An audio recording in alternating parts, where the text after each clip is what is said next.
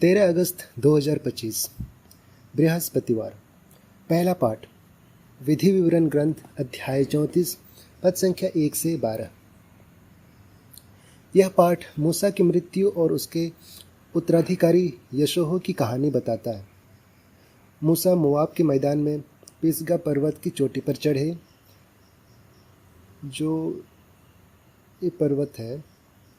वहाँ से प्रभु ने उन्हें वह सारी भूमि दिखाई जो उन्होंने इब्राहिम, इसहाक और याकूब को देने की शपथ ली थी। गिलाद से दान तक, नप्ताली, एप्रैम और मनश्शे की भूमि, यहूदा की भूमि, पश्चिमी समुद्र तक, नेगेब और घाटी जिसमें यरीहो शहर है, सोआर तक। प्रभु ने मूसा से कहा, यह वह भूमि है जिसकी मैंने इब्राहिम, इसहाक और याकूब से शपथ ली कि मैं इसे उनके वंशजों को दूंगा। मैंने तुझे इसे अपनी आँखों से देखने दिया है, लेकिन तू उस पार नहीं जाएगा।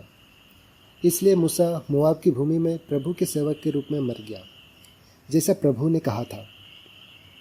उसकी उम्र 120 वर्ष थी, लेकिन उसकी आँखें धुंधली नहीं हुई और उसकी शक्ति कम नहीं हुई। प्रभु ने उसे मोआब की घाटी में बैत पेओर के सामने दफनाया, लेकिन आज तक कोई उसकी कब्र नहीं जानता। इस्राएलियों ने मोआब के मैदान में मूसा के लिए 30 दिन रोए। फिर मूसा के द्वारा हाथ रखने से यशोह नून का पुत्र बुद्धि की आत्मा से भर गया और इस्राएलियों ने उसकी बात मानी, जिसे प्रभु ने मूसा को आज्ञा दी थी। इसके बाद इस्राएल में मूसा जैसे कोई नबी नहीं उठा, जिसे प्रभु आमने सामने जानता हूँ, जिसने मिस्र में फिरौन, उसके सेवकों और उसकी सारी भूमि के सामने भी चिन्ह और चमत्कार किए जो प्रभु ने भेजे, और जिसने इतनी शक्ति और भयानक कार्य किए जो मूसा ने सब इस्राएल के सामने किए। यह पाठ का सारांश है। मूसा को वादा की गई भूमि देखने का अवसर मिलता है, लेकिन वह वहाँ प्रवेश नहीं कर पाते। उनकी मृत्यु के बाद यशोह उनका स्थान लेते हैं और मूसा को एक अद्वितीय नबी के रूप में याद किया जाता है, जो ईश्वर से सीधे बात करता था। यह हमें ईश्वर की योजनाओं, नेतृत्व के हस्तांतरण और वफादारी की याद दिलाता है। भजन। धन्य है प्रभु ईश्वर, जिसने मेरी आत्मा को आग से भर दिया। सारी पृथ्वी ईश्वर के लिए जय जयकार करे, उसके नाम की महिमा का गान करे, उसकी स्तुति का गौरवपूर्ण गान करे। ईश्वर से कहो, तेरे कार्य कितने भयानक हैं। धन्य है ईश्वर, जिसने मेरी आत्मा को आग से भर दिया। ईश्वर के कार्यों को आओ और देखो, मनुष्यों के बीच उसके कार्य कितने भयानक हैं। हे राष्ट्रों, हमारे ईश्वर को धन्य कहो, उसकी स्तुति की ध्वनि ऊंची करो। धन्य है ईश्वर, जिसने मेरी आत्मा को आग से भर दिया। हे ईश्वर भक्तों, सुनो, मैं बताता हूँ कि उसने मेरे लिए क्या किया। जब मैंने शब्दों में उसकी अपील की तो मेरी जीभ पर उसकी स्तुति थी। धन्य है ईश्वर, जिसने मेरी आत्मा को आग से भर दिया। यह गान ईश्वर की स्तुति करता है, उसके महान कार्यों के लिए, जैसे इस्राएल को बचाना और प्रार्थनाओं का उत्तर देना। यह हमें ईश्वर की शक्ति और दया की याद दिलाता है और हमें उसकी स्तुति करने के लिए बुलाता है। Alleluia, alleluia, alleluia. ईश्वर मसीह में संसार को अपने साथ मिला रहा था और हमें सुलह का संदेश सौंपा। Alleluia, alleluia. यह छोटा भाग हमें याद दिलाता है कि ईश्वर मसीह के माध्यम से दुनिया को अपने साथ जोड़ रहा है और हमें सुलह का कार्य सौंप रहा है। संत मत्ती के अनुसार आज का पवित्र सुसमाचार अध्याय 18 पद संख्या 15 से 20। यीशु ने अपने शिष्यों से कहा, यदि तेरा भाई तेरे विरुद्ध पाप करे तो जा और अकेले में उसे समझा। यदि वह तेरी सुन ले तो तूने अपने भाई को प्राप्त कर लिया। लेकिन यदि वह ना सुने तो 1 या 2 और को साथ ले जा, ताकि हर बात 2 या 3 गवाहों के मुंह से प्रमाणित हो। यदि वह उनकी भी ना सुने तो कलीसिया को बता। यदि वह कलीसिया की भी ना सुने तो उसे अन्य जाति या कर वसूलने वाले की तरह समझ। आमीन। मैं तुमसे कहता हूँ, जो कुछ तुम पृथ्वी पर बांधोगे वह स्वर्ग में बंधा रहेगा, और जो कुछ तुम पृथ्वी पर खोलोगे वह स्वर्ग में खुला होगा। फिर मैं तुमसे कहता हूँ, यदि तुम में से दो पृथ्वी पर किसी बात के लिए सहमत हो, तो वह मेरे स्वर्गीय पिता से उनके लिए हो जाएगी। क्योंकि जहाँ दो या तीन मेरे नाम पर इकट्ठा होते हैं, वहाँ मैं उनके बीच हूँ। यह सुसमाचार का सारांश है। यीशु हमें सिखाते हैं कि यदि कोई भाई पाप करे तो पहले निजी रूप से, फिर गवाहों के साथ, और अंत में कलीसिया के साथ उनको सामने समझाएं। यदि वह ना माने तो उसे अलग समझें। यीशु कहते हैं कि पृथ्वी पर बंधी या खोली गई चीज़ें स्वर्ग में भी वैसे होंगी, और जहाँ दो या तीन उनके नाम पर इकट्ठा हों, वहाँ वे मौजूद हैं। यह संघर्ष सुलझाने, क्षमा और प्रार्थना की शक्ति का शिक्षा देता है। तो आइए आज के इन पाठों पर हम मनन चिंतन करेंगे और इसे और विस्तार से आसान भाषा में समझने का कोशिश करते हैं। ठीक है। इस दिन की पाठों और सुसमाचार का मनन चिंतन हमें ईश्वर की योजनाओं, अलगाव और जुड़ाव, पाप से सुलह और समुदाय में प्रार्थना की शक्ति पर केंद्रित करता है। सरल भाषा में समझते हैं, विभिन्न स्रोतों से प्रेरित होकर हम इसे समझेंगे, पॉइंट बाय पॉइंट समझेंगे। पहला पॉइंट है मूसा की मृत्यु और ईश्वर की योजनाओं का सबक। पहला पाठ मूसा की कहानी से शुरू होता है, जहां वे वादा की गई भूमि को देखते हैं लेकिन प्रवेश नहीं कर पाते। यह अलगाव की कहानी है। मूसा जो इस्राएल को मिस्र से निकालते हैं, खुद उस भूमि में नहीं जाते।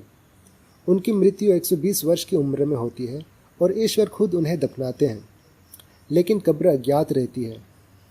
यह हमें सिखाता है कि जीवन में कभी कभी हम अपनी मेहनत का फल नहीं देख पाते, लेकिन ईश्वर की योजना बड़ी होती है। मूसा की तरह हमारा कार्य दूसरों के लिए होता है, जैसे योशुआ को नेतृत्व सौंपना। क्या हम ईश्वर की इच्छा मानते हैं, भले ही वह कठिन हो? मूसा का अलगाव हमें याद दिलाता है कि मृत्यु या अलगाव नई शुरुआत लाता है। यह इस्राएल को ईश्वर के साथ मजबूत बंधन देता है।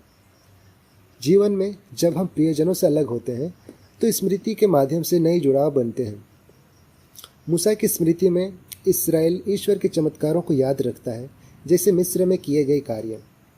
इसलिए हमें अपनी विरासत को याद रखना चाहिए और ईश्वर की वफादारी पर भरोसा करना चाहिए। दूसरा पॉइंट है स्तुति और ईश्वर की दया का महत्व। भजन 66 हमें ईश्वर की स्तुति करने को कहता है, उसके भयानक कार्यों के लिए, जैसे लोगों को परीक्षा से निकालना और प्रार्थना सुनना।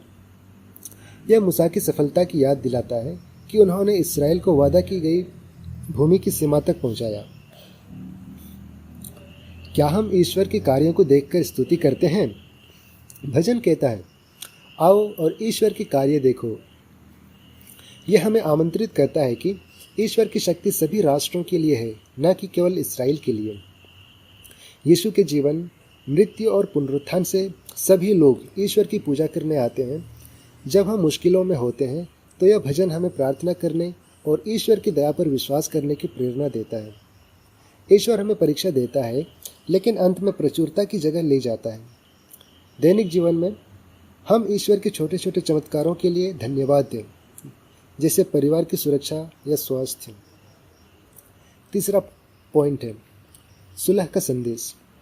हालेलुया हमें बताता है कि ईश्वर मसीह में दुनिया को अपने साथ मिला रहा है और हमें सुलह का काम सौंप रहा है। यह पूरे दिन की थीम से जुड़ता है। पाप अलगाव लाता है, लेकिन मसीह सुलह लाता है। क्या हम दूसरों के साथ सुलझाने की कोशिश करते हैं? चौथा पॉइंट को देखते हैं, समुदाय में सुधार और प्रार्थना की शक्ति। सुसमाचार में यीशु पाप करने वाले भाई को सुधारने का तरीका बताते हैं। पहले अकेले, फिर गवाहों के साथ, फिर कलीसिया के सामने। यदि वह ना माने तो उसे अलग समझिए, लेकिन लक्ष्य सुलह है। यीशु कहते हैं कि पृथ्वी पर बंधी चीज़ें स्वर्ग में बंधी होंगी, और जहाँ दो या तीन उनके नाम पर इकट्ठा होते हैं, वहाँ भी मौजूद होते हैं। यह दो स्थितियों की तुलना करता है, पाप से विभाजन और प्रार्थना से एकता। पाप परिवार, समुदाय और कलीसिया में दरार डालता है, लेकिन सुधार से हम एकता बहाल करते हैं। जैसे मूसा ईश्वर के आमने सामने बात करते थे, वैसे यीशु हमें सिखाता है कि प्रार्थना में ईश्वर हमारे बीच होता है। क्या हमने किसी से रिश्ता टूटा है? क्या वजह थी? क्रोध, गलतफहमी? हमें पहले निजी रूप से बात करनी चाहिए, ना कि अफवाह फैलानी चाहिए। यदि हम दो लोग सहमत होकर प्रार्थना करें तो ईश्वर सुनता है। यह हमें प्रेरित करता है कि कलीसिया में एकजुट रहें, पाप स्वीकार करें और क्षमा मांगें, मूसा की तरह जो अलग हो गए लेकिन स्मृति में जीवित रहें। हम पाप से अलग ना हों बल्कि सुलह से जुड़ें। यीशु का बलिदान हमें ईश्वर से मिलाता है, इसलिए हमें दूसरों से मिलना चाहिए। और पांचवा और आखिरी पॉइंट है, कुल मिलाकर जीवन में लागू करना। यह मनन हमें ईश्वर से बात करने, पाप से प्रायश्चित करने और समुदाय में शांति बनाए रखने की प्रेरणा देता है। मूसा की तरह हमारा जीवन दूसरों के लिए हो। यीशु की तरह हम सुलह करें। कठिन समय में स्मृति और प्रार्थना पर भरोसा रखें। दैनिक जीवन में यदि कोई गलती करे तो प्रेम से समझाइए। रोजाना प्रार्थना करें और ईश्वर की स्तुति करें। ईश्वर हमें अलगाव से बचाकर एकता दे। यदि आप किसी रिश्ते को सुधारना चाहते हैं तो आज ही कदम उठाएं। ईश्वर आपकी मदद करेंगे।